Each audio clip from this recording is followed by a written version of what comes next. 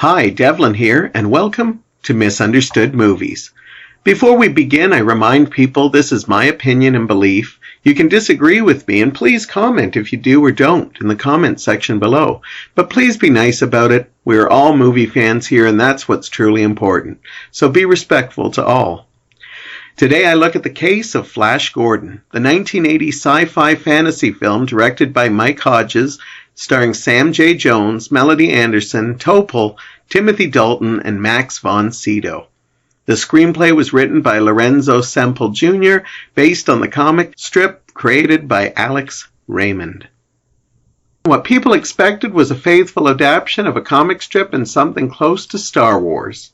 What they got was a campy space opera that looked like a cartoon come to life. Before we begin, you should know that Flash Gordon is one of my very favorite cult classic movies.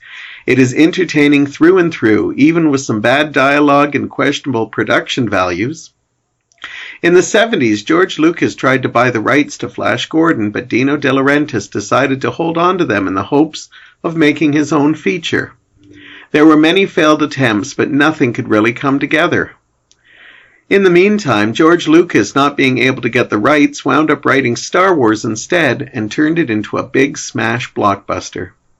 Suddenly, every major studio wanted their own version of Star Wars, and Dino De Laurentiis fast-tracked Flash Gordon to get it made.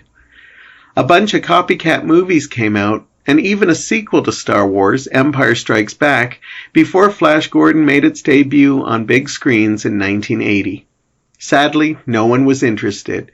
Except for a few places in the world where it did all right, the movie mostly bombed, crashed, and burned. Sadly, compared to other Star Wars rip-offs, like Battle Beyond the Stars and Star Crash, Flash Gordon is considerably better, but the production as a whole wasn't gritty looking, but looked like a big, beautiful Technicolor comic book come to life, which I believe scared people off. I also think the fact that Empire Strikes Back took the Star Wars franchise from family fun space adventure to meaty and lush storytelling didn't help Flash with its bad dialogue and over-the-top characters.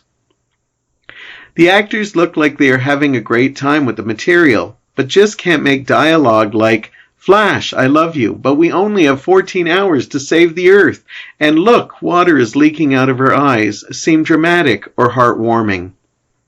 I think there is more good than bad in this film. I love the over-the-top sets. It gives it a real cartoon-like feel, and the costumes are amazing.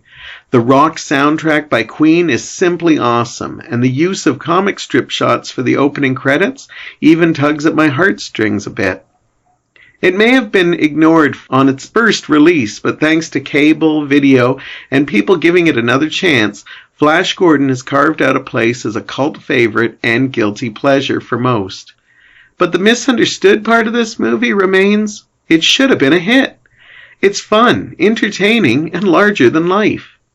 Special thanks to the movie Ted for introducing even more people to this fantastic camp classic.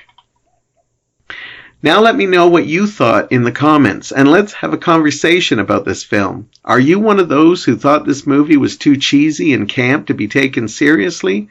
Or are you like me and consider Flash Gordon a misunderstood movie?